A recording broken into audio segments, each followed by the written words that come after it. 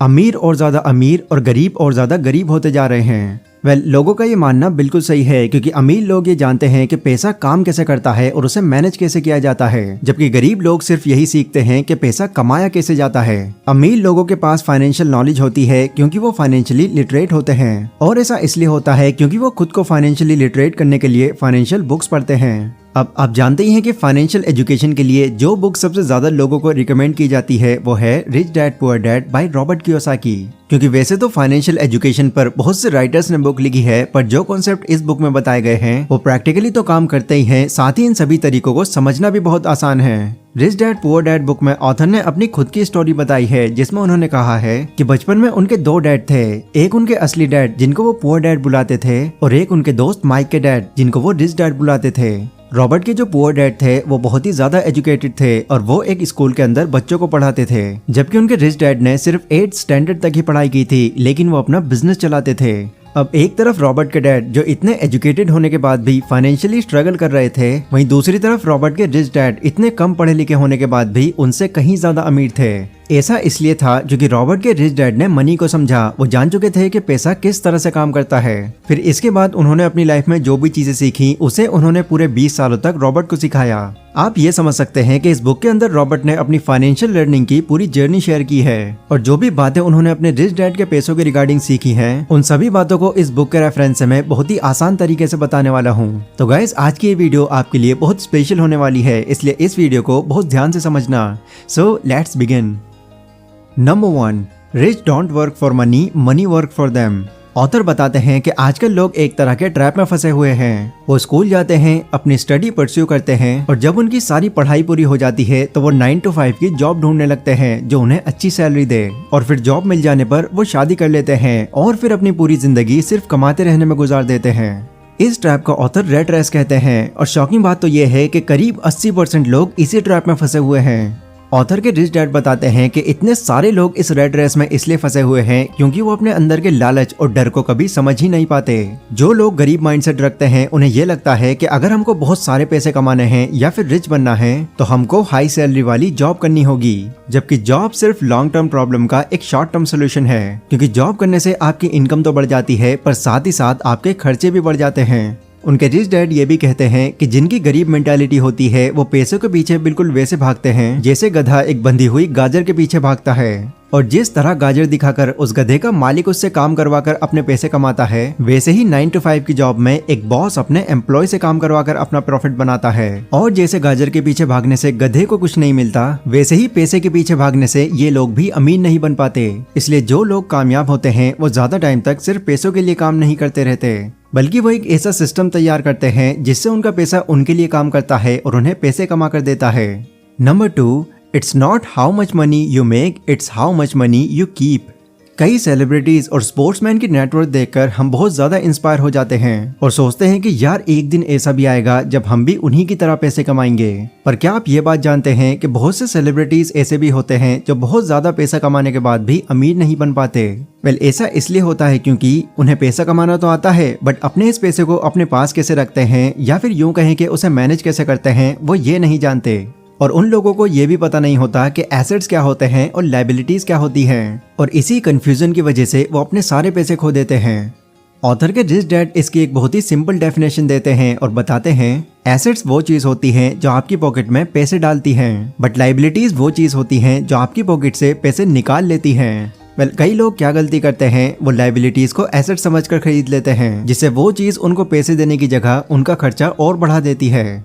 Example, author कहते हैं कि कई लोग एक घर को अपना एसेट समझते हैं, जबकि असल में वो एक लायबिलिटी होती है, क्योंकि वो अपने घर में खुद रहते हैं जिससे उनकी कोई कमाई नहीं होती। साथ ही एक घर बनाने के लिए जो लोन वो लेते हैं उन्हें उनकी EMIs लगभग लाइफ टाइम तक भरनी पड़ती है। नाउ इस तरह की कंडीशंस में आकर आप जो भी पैसे कमाते हैं फिर आपके पास वो पैसे बचते ही नहीं। इसलिए अमीर बनने के लिए जो सबसे जरूरी चीज ऑथर बताते हैं वो है एसेट्स और लायबिलिटीज के डिफरेंस को डीपली समझना और जितने हो सके एसेट्स क्रिएट करना। गाइस, थर्ड पॉइंट पर जाने से पहले मैं आपको बताना चाहूंगा कि इस बुक को और आसान तरीके से समराइज कर पाने में मुझे हेल्प मिली है कुकू FM एप्लीकेशन से। कोको एफएम इंडिया का एक लीडिंग ऑडियो बुक प्लेटफॉर्म है जो 1 करोड़ प्लस डाउनलोड और 4.5 रेटिंग के साथ नॉन फिक्शन कंटेंट की एक बहुत बड़ी लाइब्रेरी है, जिसमें आपको सिर्फ rich dad poor dad book ही नहीं बल्कि psychology of money, 5am club, the power of habit और सक्सेस सीक्रेट जैसी कई ऑडियो बुक्स और बुक समरीज मिल जाएंगी। एंड जिन लोगों को बुक्स पढ़ना ज्यादा पसंद नहीं है, उनको कोको एफएम एक नई अपॉर्चुनिटी देता है एक लर्निंग माइंडसेट डेवलप करने के लिए, क्योंकि इस एप्लीकेशन की हेल्प से आप बुक समरीज और ऑडियो बुक्स बहुत ही आसान तरीके से समझ सकते हैं और वो भी कम टाइम में। अब वैसे तो अगर आप यहाँ पर डायरेक्टली एक एनुअल प्लान चुनते हैं तो इसकी कॉस्ट आपको पड़ेगी 399 रुपीज, लेकिन क्योंकि वो आज की इस वीडियो को स्पॉन्सर कर रहे हैं तो यहाँ पर आपको पहले 250 यूजर्स के लिए 50% ऑफ मिल जाएगा। बस आपको यहाँ पर DH50 नाम से ये कूपन कोड ऐड कर देना होगा, यानी सिर्फ 199 रुपीज में आप दुनिया की कई बुक्स को एक्सेस कर सकते हैं। तो कोको एफएम का लिंक आपको डिस्क्रिप्शन में मिल जाएगा, इसको जरूर चेकआउट करें।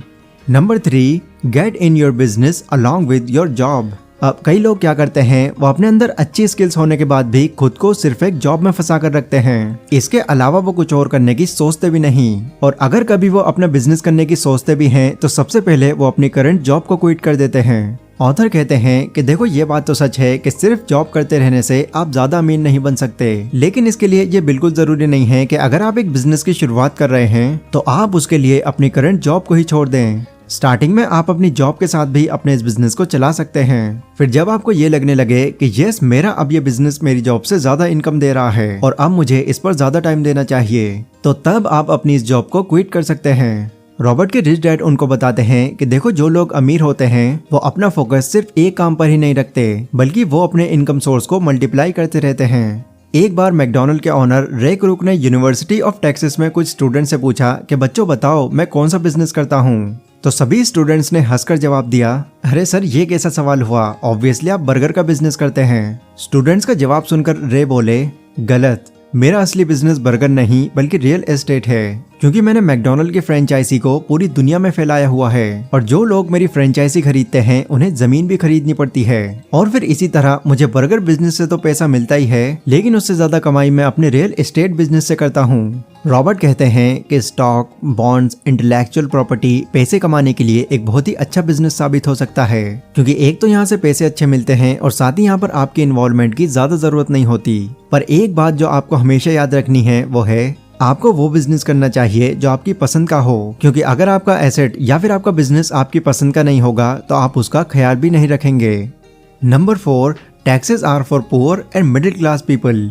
हम सभी लोग ये अच्छी तरह से जानते हैं कि टैक्स देना किसी को पसंद नहीं, बट गवर्नमेंट के रूल्स की वजह से हर कोई टैक्स देता है। वैसे मैं आपको बता दूं कि टैक्स की हिस्ट्री बहुत पुरानी है। टैक्स का कॉन्सेप्ट इसलिए लाया गया था ताकि लोगों के बीच में अमीरी और गरीबी का फर्क मिटाया जा सके। पहले के टाइम में गवर्नमेंट सिर्फ अमीर लोगों से टैक्स लेती थी और उस टैक्स का इस्तेमाल वो गरीबों की हेल्थ और मेडिकल केयर में करते थे ताकि इकोनॉमी के अंदर इक्वलिटी बनी रहे।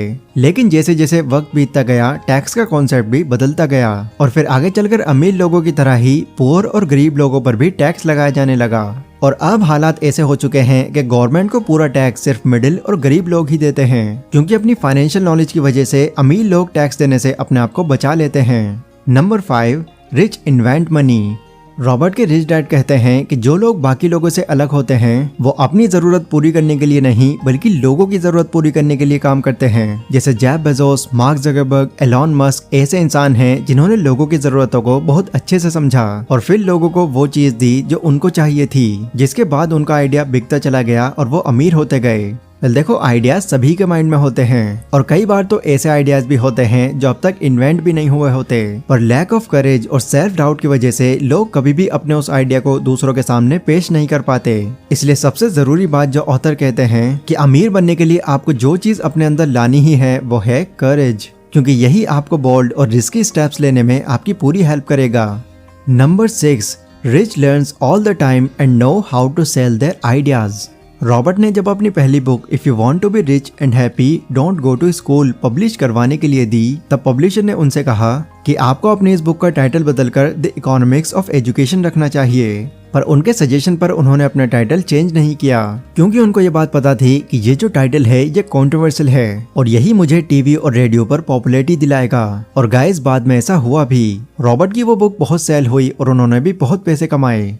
इसलिए रॉबर्ट कहते हैं कि देखो, आइडियाज होना ही काफी नहीं है, आपको लोगों को अपने आइडियाज को बेचना भी आना चाहिए। क्योंकि अच्छे आइडियाज और स्किल्स तो बहुत लोगों में होते हैं, पर बहुत ही कम लोग ऐसे होते हैं जिन्हें अपने आइडियाज को दूसरों को बेचना आता है। इसलिए अगर आप भी अमीर बनना चाहते हैं तो सबसे पहले ये सीखिए कि जो भी हुनर आपके अंदर है, आप उसकी मार्केटिंग कैसे कर सकते हैं, मतलब कि आप उसे बेच कैसे सकते हैं। अगर आपको अपनी चीज लोगों को बेचनी आ गई तो आप जरूर अमीर बनेंगे। तो ये थे गाइस वो 6 रूल्स जो रॉबर्ट के रिच डैड ने उन्हें सिखाए, जिन्हें यूज